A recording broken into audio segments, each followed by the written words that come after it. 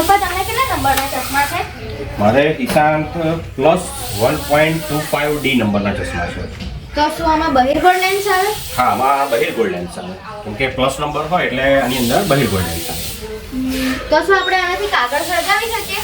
હા, કાગળ સળગાવી શકાય ને. ચાલો તને સળગાવી બતાવો. અહીંયા આગળ મારી પાસે બે સેમ ચશ્મા છે જુઓ, અને આ ચશ્માને મેં સેટ કરી દીધા છે આ રીતે, જેથી આ જે પ્રકાશના સમાંતર કિરણો છે હું એને અહીંયા આગળ ફોકસ કરી શકું. અને હવે હું કાગળ મૂકવાનો છું. હવે કાગળ જો સળગવા માંડ્યો છે, જો ધુમાડા નીકળવા માંડ્યા છે.